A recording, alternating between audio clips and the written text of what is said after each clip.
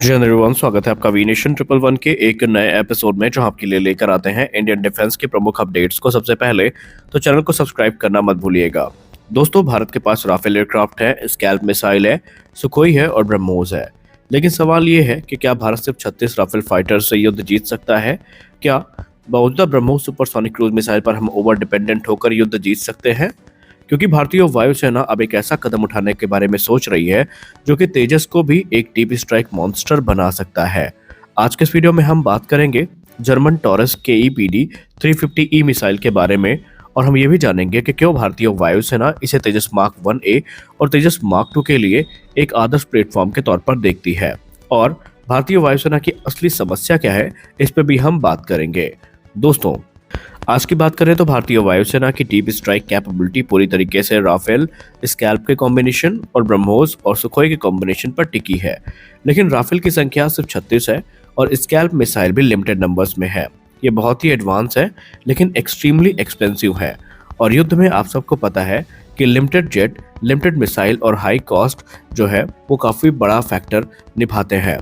और इसीलिए भारतीय वायुसेना को चाहिए एक ऐसी मास स्ट्राइक कैपेबिलिटी जो ना सिर्फ काफ़ी सस्ते में हो, बल्कि वो भारतीय वायुसेना के लिए कॉस्ट इफेक्टिव भी हो। यहाँ पर सिर्फ एलिट स्ट्राइक भारतीय वायुसेना को नहीं चाहिए, और इसीलिए भारतीय वायुसेना इस समय टॉरस मिसाइल की तरफ देख रही है। अब टॉरस KEPD 350E है क्या, आइए जान लेते हैं।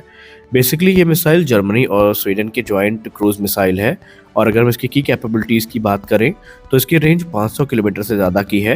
ये 450 किलोग्राम तक का बंकर बस्टर जो वॉरहेड है वो कैरी करने में सक्षम है, और ये टेरेन हगिंग को फॉलो करती है, जिससे कि रेडार से बचकर निकलने में ये पूरी तरीके से सक्षम है। अब क्योंकि इसमें मल्टीपल गाइडेंस मोड दिए गए हैं, जिसकी वजह से इसकी एक्यूरेसी भी काफ़ी हाई हो जाती है। इसके जो प्राइमरी टारगेट होते हैं वो एनिमी के air bases, underground bunkers, command and control centre और स्ट्रेटेजिक जो बेजेस हैं वो होते हैं। मतलब टारगेट को देख करके ये तबाह करके ही मानती है। अब यहाँ पर तेजस और टॉरस को गेम चेंजर क्यों कहा जा रहा है, आइए ये भी समझते हैं। देखिए, तेजस मार्क 1A की अगर हम बात करें तो इसमें हमें एडवांस एसा radar, modern electronic warfare sweet देखने को मिलता है, यानी ये एक हल्का और स्मार्ट फाइटर एयरक्राफ्ट है। जबकि तेजस मार्क 2 साइज में इससे बड़ा और ज़्यादा पेलोड कैरी करने में सक्षम है और ज़्यादा रेंज को भी ऑफर करता है। और इसीलिए एक्सपर्ट्स मानते हैं कि टॉरस मिसाइल तेजस को एक गेम चेंजर बना सकती है, या यूं कह लें तेजस को एक मिनी राफेल स्ट्राइक प्लेटफॉर्म के तौर पर ट्रांसफॉर्म भी कर सकती है, वो भी कम लागत में। अब इमेजिन करिए 100 से ज़्यादा तेजस फाइटर एयरक्राफ्ट और हर एयरक्राफ्ट में 500 किलोमीटर तक मारक क्षमता रखने वाली taurus missile.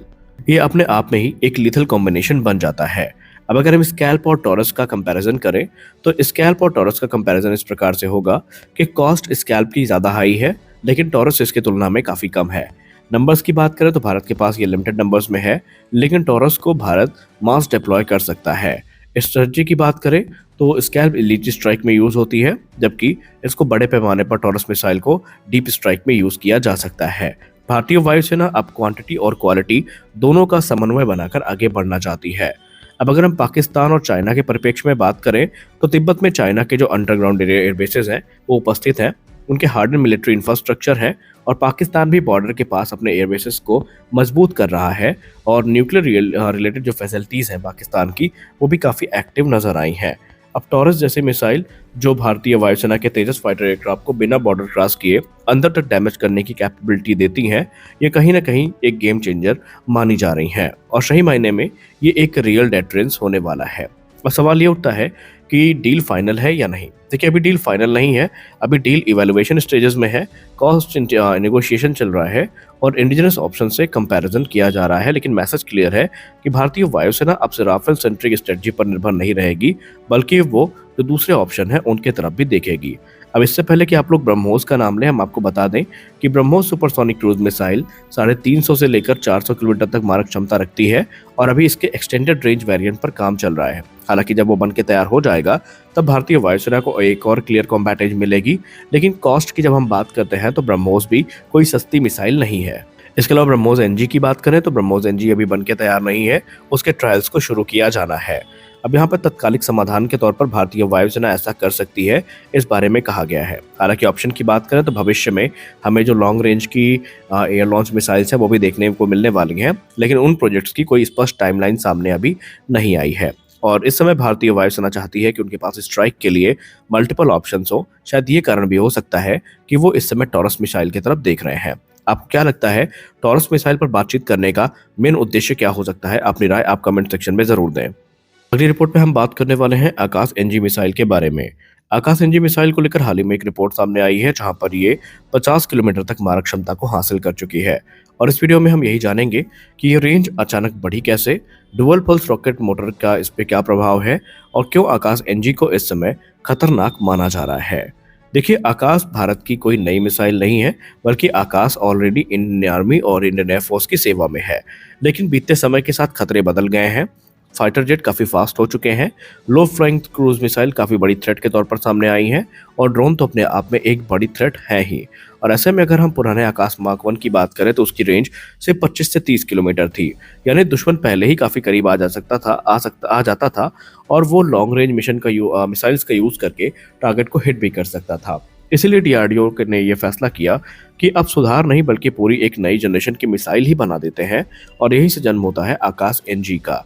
Basically Akash NG dual pulse rocket motor पर आधारित मिसाइल है। यानी कि यहाँ पर अगर हम सिंगल पल्स मोटर की बात करें तो लॉन्च के बाद एक ही बार में पूरा जोर लगने के कारण धीरे धीरे जो मिसाइल है वो अपने एनर्जी को खोने लगती थी। लेकिन आकाश एनजी में हमें डुअल पल्स मोटर देखने को मिलती है। यानी कि पहला पल्स जो है ये मिसाइल को तेजी से टारगेट की ओर ले जाएगा। दूसरा पल्स जो है एंड गेम फेज में एक्टिवेट होता है, यानी जब दुश्मन का एयरक्राफ्ट बचने की कोशिश करता है तो उसी समय मिसाइल को मिलता है एक नया बूस्ट। इसका सीधा बेनिफिट ये होता है कि मिसाइल की स्पीड बनी रहती है और मैनूवरिंग टारगेट भी इससे बच नहीं पाता और किल प्रोबेबिलिटी बहुत ज़्यादा बढ़ जाती है। यानी कि ये मिसाइल भारतीय वायुसेना के लिए या भारतीय सेना के लिए एक बड़ा बूस्ट बन के आई है। अब 50 किलोमीटर की रेंज का मतलब क्या है? देखिए, आकाश मार्क 1 की रेंज 25 से 30 किलोमीटर, आकाश प्राइम की रेंज 30 किलोमीटर और आकाश एनजी की रेंज 50 किलोमीटर, यानी लगभग दोगुनी ताकत। अब दुश्मन का फाइटर एयरक्राफ्ट बॉर्डर के पास आते ही लॉक हो सकता है, क्रूज मिसाइल को पहले ही गिराया जा सकता है, और जो स्ट्रेटेजिक बेसेस हैं उन्हें पहले से ज़्यादा सुरक्षित किया जा सकता है। ये सिर्फ रेंज में चेंज नहीं है बल्कि रिएक्शन टाइम में भी भारी बढ़त हमें देखने को मिली है। यानी आकाश एनजी सिर्फ रेंज में ही नहीं बल्कि टेक्नोलॉजी में भी नेक्स्ट लेवल जा चुकी है, और इसमें हमें कुछ नए परिवर्तन भी देखने को मिले हैं। एडवांस कैपेबिलिटी की बात करें तो इसमें हमें एक्टिव रेडार सेकर देखने को मिलता है, जो कि फायर एंड फॉरगेट कैपेबिलिटी प्रदान करता है। आईएनएस और 2 वे डेटा लिंक देखने को मिलता है, जो कि मिड कोर्स में टारगेट को अपडेट करता है। 360 डिग्री की एंगेजमेंट कैपेबिलिटी देखने को मिलती है, यानी कि टारगेट किसी भी दिशा से आने वाला हो, ये उसको एंगेज करने में पूर्णतया सक्षम होती है। इसके अलावा हाई स्पीड इंटरसेप्टर देखने को मिलते हैं, जैसे कि फाइटर जेट, ड्रोन और क्रूज मिसाइल के खिलाफ ये काफ़ी अहम माने जाते हैं। और सबसे बड़ी बात यह है कि ये पूर्णतः इंडिजिनस है, यानी डीआरडीओ, बीडीएल और भारतीय इंडस्ट्री की ताकत का ये एक जीता जागता प्रमाण है। यानी अब ये मिसाइल खुद ही टारगेट को खोजती है, खुद ही ट्रैक करती है और खुद ही डिस्ट्रॉय करने की कैपेबिलिटी भी रखती है। अब अगर हम भारत के परिप्रेक्ष्य में इसकी स्ट्रेटेजिक इंपॉर्टेंस पे बात करें तो भी काफ़ी ज़्यादा है, क्योंकि ये S-400 के साथ मिलकर के एक लेयर डिफेंस नेटवर्क को फॉर्म करेगी, जिसको पेनिट्रेट कर पाना एनिमी के लिए बहुत मुश्किल होगा। तो इस वीडियो में बस इतना ही।